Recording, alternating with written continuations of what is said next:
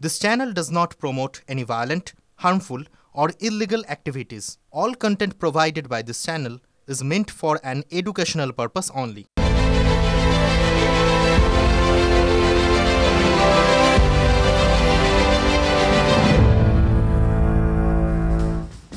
ফিরে এলাম ব্রেকের পর। আপনারা দেখছেন ঠোঁটকাটা, এবার ঠোঁটকাটা স্পেশাল, একেবারে জমজমাট মনোরঞ্জন একে বলতেই পারি। বলতে পারেন মনোরঞ্জন রাজনীতি। দুবার ব্যবহার করলাম কেন এই মনোরঞ্জন শব্দটা? রাজনীতির মনোরঞ্জনেই তো মনোরঞ্জন দেখলো বাংলা। এখনো বুঝতে পারলেন না? আচ্ছা, আপনাদের ছবিটা দেখাই, তাহলে বুঝতে পারবেন। ছবিই কথা বলে। একবার দেখুন, তারপরে বাকি বর্ণনা দিচ্ছি মনোরঞ্জনের।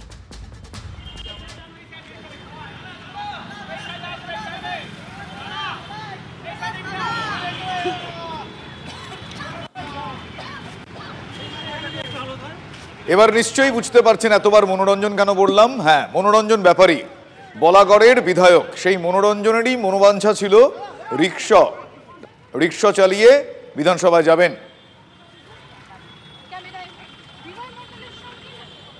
না, বলাগড় থেকে নয়, কিট স্ট্রিটে এমএলএ হোস্টেল থেকে বিধানসভা পর্যন্ত। কিন্তু মনোরঞ্জনের এমনও মনোবাঞ্ছা কেন? 21 সালে যখন আমি ভোটে দাঁড়াই, তখন সারা বাংলা জুড়ে একটা স্লোগান উঠেছিল, রিক্সা যাবে বিধানসভায়। তো এই এলাকাটাতে এই 3 চাকার রিক্সা চলে না।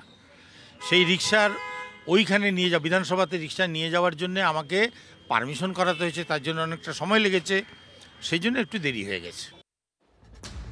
তাহলে আমি তোমাদেরই লোক, এই বলে প্যাডেল ঘোরালেন বলাগড়ের বিধায়ক। ওদিকে মনোরঞ্জনেই ঘুরপাক খেলো রাজনীতি। উনি দৈত্যকুলে প্রহ্লাদ, উনি রিক্সা নিয়ে প্রমাণ করতে চাইছেন যে শ্রমজীবী মানুষের উনি প্রতিনিধি।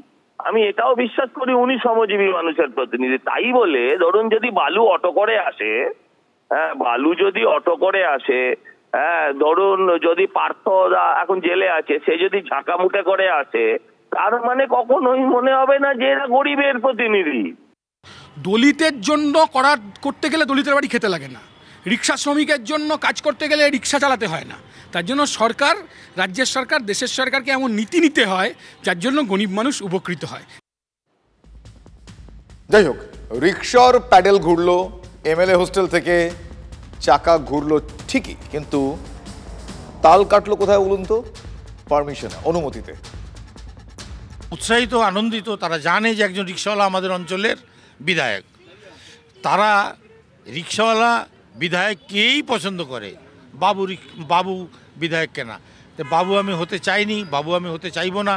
আমি রিক্সাওয়ালা ছিলাম, রিক্সাওয়ালা আছি, রিক্সাওয়ালা থাকবো। ওসি ট্রাফিকের সাথে শেষ অবধি কথা বলার পর যে এটাই সিদ্ধান্ত হয় যে এমএলএ হোস্টেল থেকে বেরিয়ে পার্কস্ট্রিট মোড় অবধি মনোরঞ্জন ব্যাপারী রিক্সা চালিয়ে যাবেন এবং সেখান থেকে ওনাকে আবার ফেরত আসতে হবে।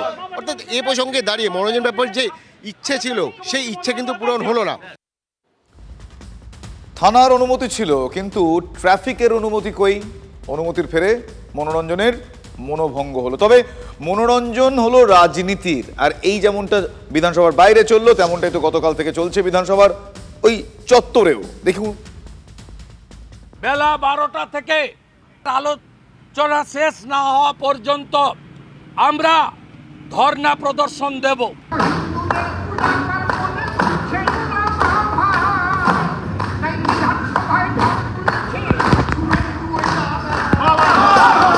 সে করতেই পারেন, সে করেছে আমাদের হাউসের মধ্যে তো না, হাউসের বাইরে করেছে। সে রাস্তাঘাটে কি করলো না করলো আলাদা কথা।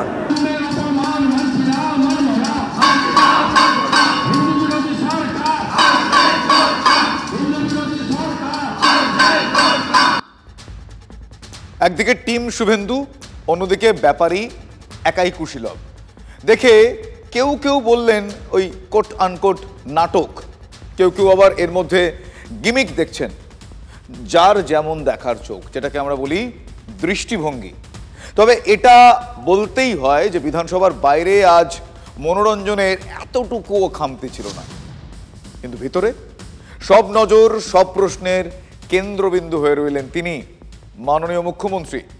মহাকুম্ভ জানিয়ে কোটি কোটি মানুষের আবেগ, সেটা নিয়েই তিনি প্রশ্ন তুলে দিলেন। হ্যাঁ, মহাকুম্ভ মৃত্যুকুম্ভ বললেন তিনি। মহাকুম্ভ আমি নাইবা বললাম, ওটা এখন মৃত্যু কুম্ভ হয়ে গেছে, মৃত্যু কুম্ভ হয়ে গেছে, মৃত্যু কূপের মতো। কেন বললেন মৃত্যু মিছিল?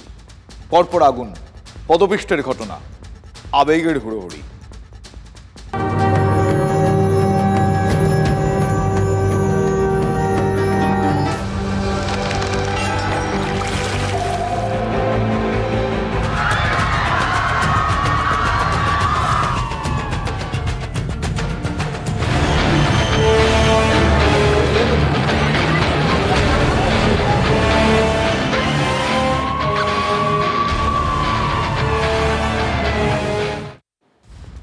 কতজন মারা গিয়েছেন? 30। মমতা ব্যানার্জি বলছেন হাজার হাজার। আগে নবান্ন থেকে বলেছিলেন, আজ বিধানসভায় দাঁড়িয়ে তিনি বললেন, মানে মুখ্যমন্ত্রী বললেন, আবেগের মহাকুম্ভকে যদি মৃত্যুকুম্ভ বলে মুখ্যমন্ত্রী দেগে দেন সেক্ষেত্রে বিতর্ক হবে না, সেটা কিন্তু একেবারেই ভাবা যায় না। আর খুব জানা কথা, বিজেপি চুপ করে থাকবে না।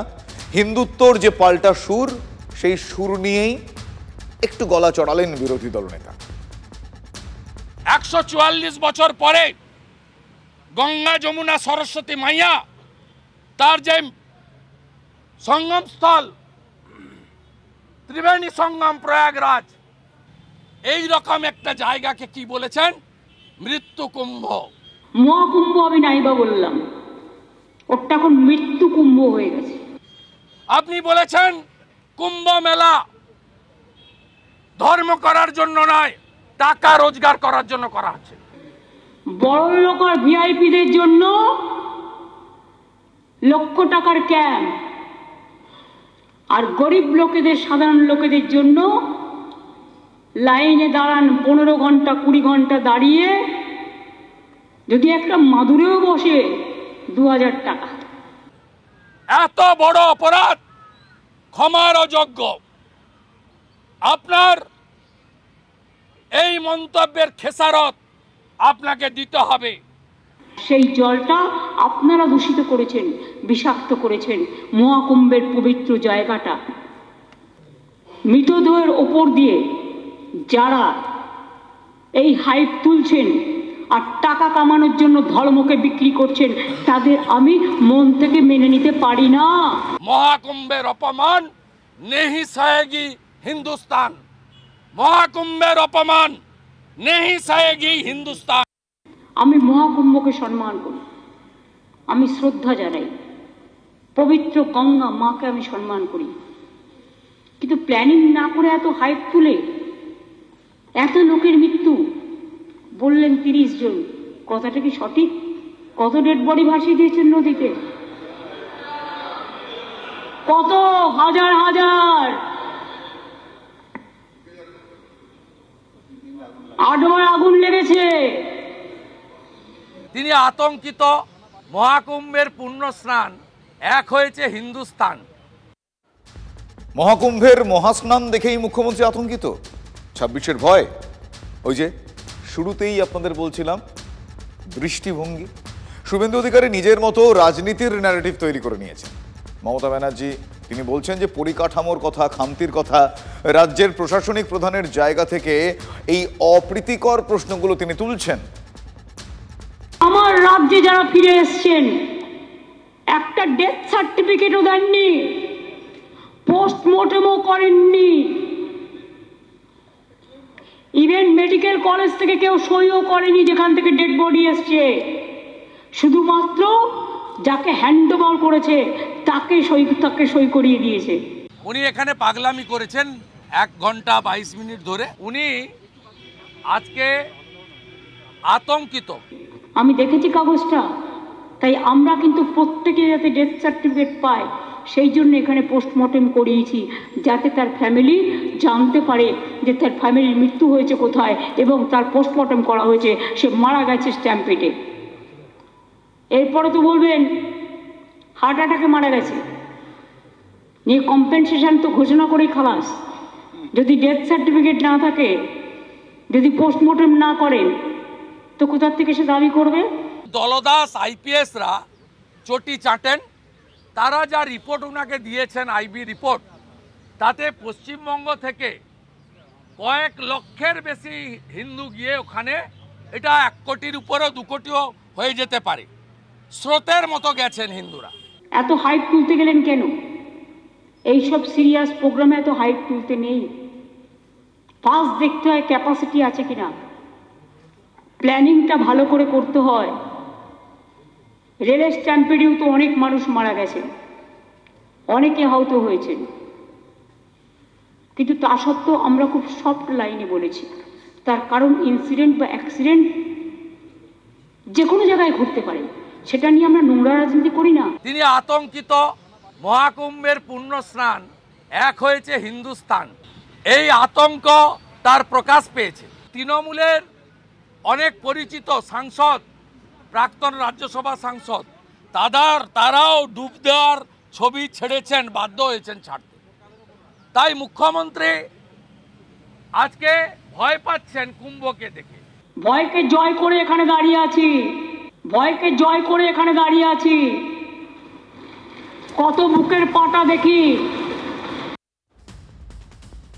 মহাকুম্ভ নিয়ে রাজনীতির মধ্যেই আজ রিপোর্ট দিয়েছে আরপিএফ। নয়াদিল্লি স্টেশনে পদপিষ্টের দায় তারা রেলের ঘাড়ে চাপিয়েছে।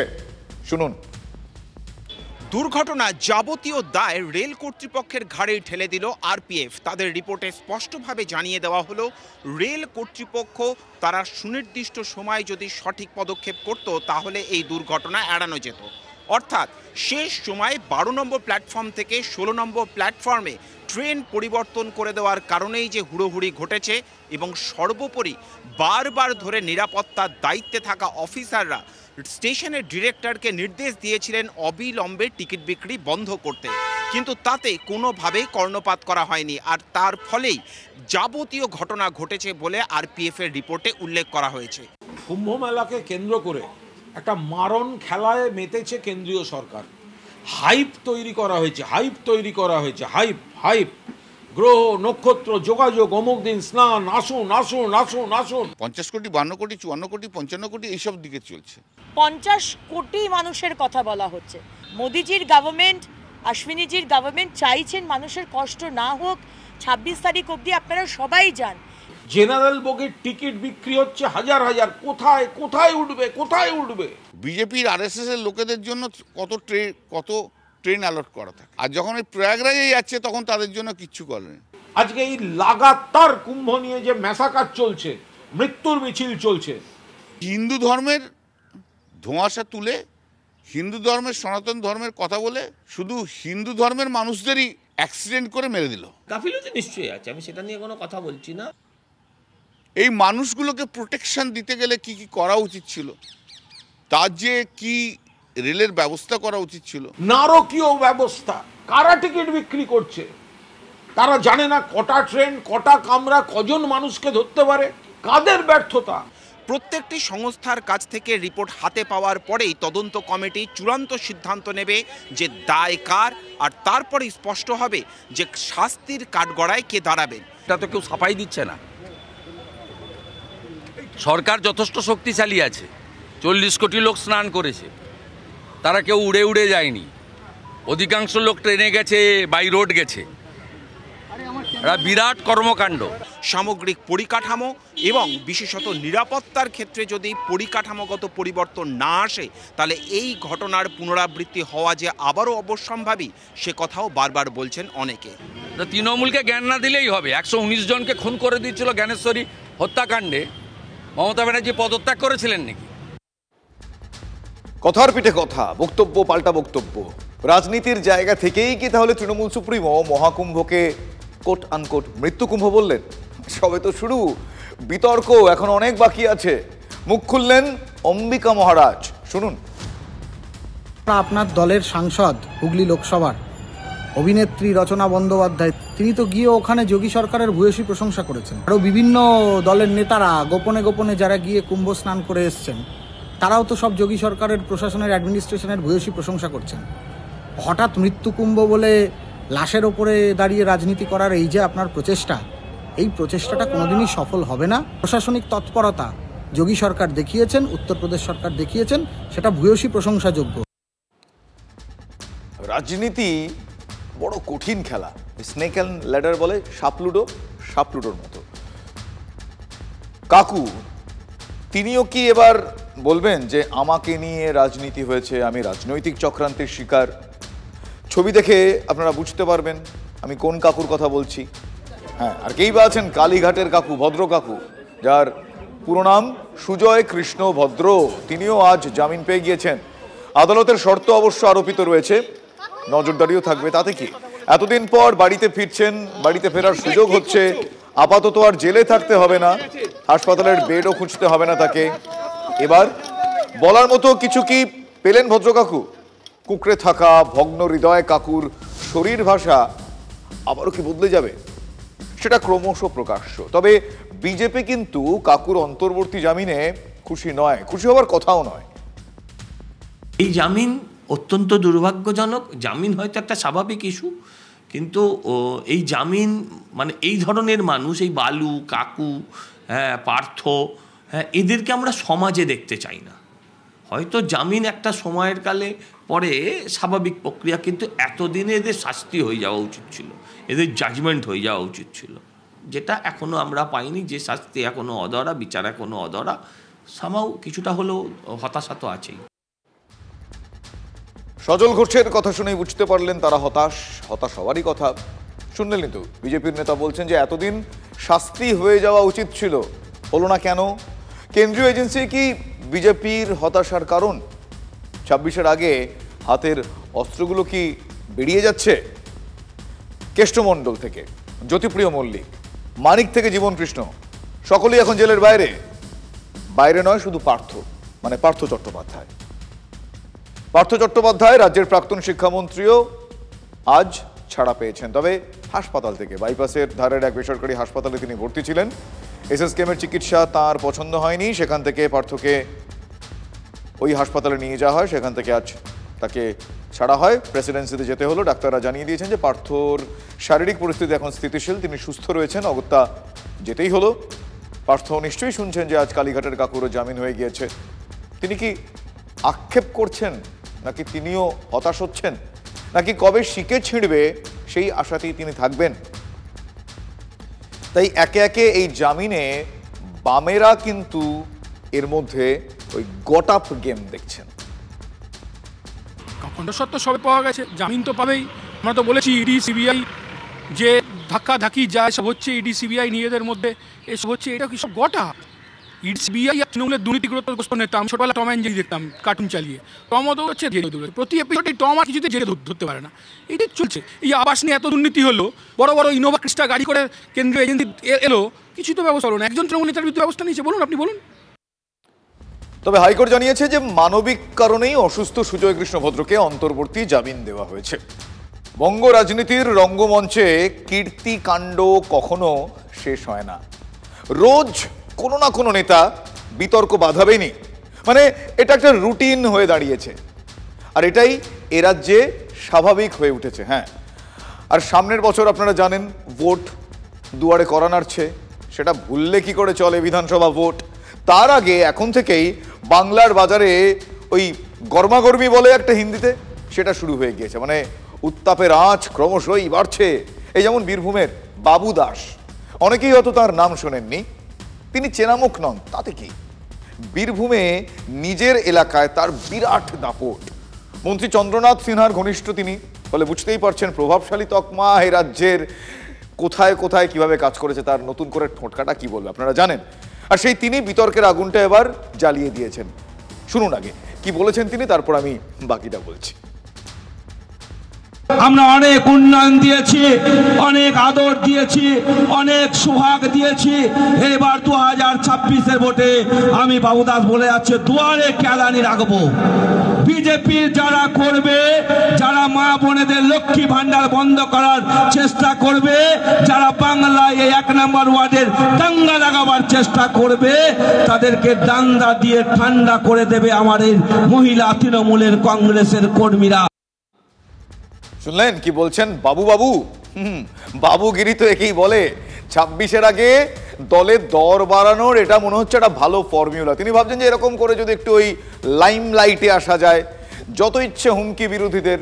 আচ্ছা, এটাকে দুয়ারে মার আমরা বলতে পারি, বা ধরুন ডান্ডা মেরে ঠান্ডা। এবং এসব বলেও কি নুরুত্তাপ থাকা যায়? কেউ বা কারা সুন্দরভাবে নিরুত্তাপ থাকছে।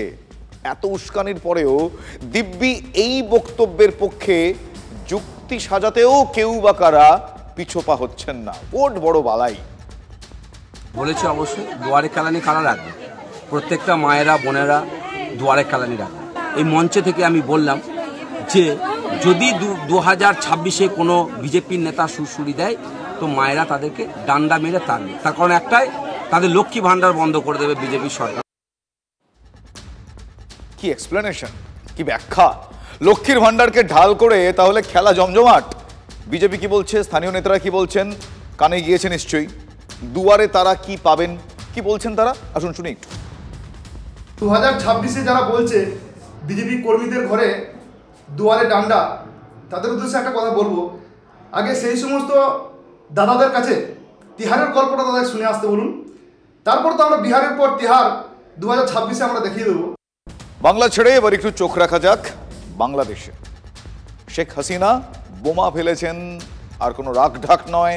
এবার সরাসরি দেশে ফিরে কার্যত প্রতিশোধের বার্তা বাংলাদেশের ক্ষমতাচ্যুত প্রধানমন্ত্রীর। আওয়ামী লীগ কর্মী সমর্থক তাদের উদ্দেশ্যে ভার্চুয়াল ভাষণে মুজিব কন্যার সাফ কথা, তিনি ঠিক ফিরবেন। আমি আসবো এবং আমি দেখবো। ওরা তো আমারও মেরে ফেলতে চাইছিল কোনো মতে, কেন আল্লাহ কিভাবে বাঁচালো, বারবারই তো বাঁচাই দিচ্ছে আমাকে, যে বাঁচিয়ে রাখলো। আমার তো মনে হয় আমার হাত থেকে নিশ্চয় কোনো একটা ভালো কাজ আল্লাহ করায় নেবে আমাকে দিয়ে। বাংলাদেশে পুলিশ কর্মীদের খুন করা হয়েছে, লুটপাট থেকে শুরু করে অকথ্য অত্যাচার চলেছে। সবকিছুর বিচার হবে। মোহাম্মদ ইউনূসের সরকারকে চ্যালেঞ্জ করলেন শেখ হাসিনা। কি বলেছেন তিনি, শুনুন এবার। অবশ্যই এর বিচার ইনশাআল্লাহ একদিন করবই করবো। ওরা যতই দায় মুক্তি দিক, এই হত্যার দায় মুক্তি হয় না, হত্যার বিচার হয়। আমার বাবা, মা, ভাই, 3 ভাই, তার সবাইকে যখন হত্যা করেছিল তাদেরকেও দায় মুক্তি দেওয়া হয়েছিল, কিন্তু আমি আল্লাহর রহমতে এসে তাদের বিচার করেছি। ইনশাআল্লাহ এই পুলিশ হত্যার বিচারও আমরা করবো একদিন, খালি দোয়া করে। কিন্তু তিনি ফিরবেন ঠিক কবে, সেই উত্তর এখনো অজানা। ঠিক যেমন ভোট কবে হবে বাংলাদেশে, এর জবাব হাতড়ে বেড়াতে হচ্ছে। নির্বাচন নিয়ে ইউনূসের উপর চাপ বাড়াচ্ছে বিএনপি। ভোটে যত দেরি হবে দেশের সমস্যা তত বাড়বে বলেছেন বিএনপির ভারপ্রাপ্ত চেয়ারম্যান তারেক রহমান। কিন্তু কথাগুলো কি অন্তর্বর্তী সরকারের যিনি প্রধান মানে ইউনূস, তার কানে যাচ্ছে? সূত্রের খবর, বিএনপিকে ঠেকাতে নতুন ছক কষছেন মোহাম্মদ ইউনূস। এবার ভোটের ময়দানে ছাত্র সমাজকে এগিয়ে দেওয়ার পরিকল্পনা রয়েছে। আর চলতি মাসে ঘোষণা হতে পারে নতুন রাজনৈতিক দল, এবং এই নতুন দলকে সাহায্য করতে জামায়াতে ইসলামী মুখিয়ে আছে। তাহলে প্রশ্ন হচ্ছে, এক্স্যাক্টলি মোহাম্মদ ইউনূস কি করতে চাইছেন, তার মনোবাঞ্ছা কি, মানে কোন খেলা তিনি খেলছেন? এদিকে আওয়ামী লীগ ব্যস্ত এখন পালে হাওয়া টানতে। ইউনূসের পদত্যাগের দাবিতে একের পর এক তারা কর্মসূচি ডাকছে, হরতাল, মশাল মিছিল, বুক চিতিয়ে তারা লড়তে তৈরি। এই বার্তাটা দেওয়ার একটা চেষ্টা তারা প্রতি মুহূর্তে জারি রাখছেন। অন্যদিকে ওপারের অবস্থা নিয়ে এপারেও চাপানুতর কিন্তু অনেক দিন থেকেই রয়েছে। তার কারণ হাসিনার বিচারের জন্য তাকে ফেরাতে দিল্লির ওপর নানাভাবে ঢাকা চাপ দিতে চাইছে। এই প্রেক্ষাপটেই দুই দেশের সীমান্তরক্ষী বাহিনীর বৈঠক হচ্ছে নয়াদিল্লিতে। শেখ হাসিনার সময়কালে যা যা চুক্তি হয়েছিল, দুদেশ সর্বসম্মত ক্রমে এই সীমান্ত এলাকায় যা যা সিদ্ধান্ত গ্রহণ করেছিল, প্রত্যেকটা সিদ্ধান্ত যাতে বাস্তবায়িত হয় সে বিষয়টি নিশ্চিত করতে চাইছে বিএসএফ। কিন্তু সবথেকে গুরুত্বপূর্ণ বিষয়, যেভাবে সীমান্ত এলাকায় লাগাতার বিজিবি উস্কানি দিচ্ছে, যেভাবে বিএসএফকে ফেন্সিং দিতে বাধা দিচ্ছে, যেভাবে সীমান্ত লাগোয়া গ্রামগুলিতে ভারতীয় নাগরিকদের ওপরে বাংলাদেশের তরফ থেকে দুষ্কৃতী হামলা হচ্ছে, এর প্রত্যেকটা বিষয় এই বৈঠকে উঠে আসতে চলেছে আলোচনায়। বেশ, টোটকাটা আজ এ পর্যন্ত।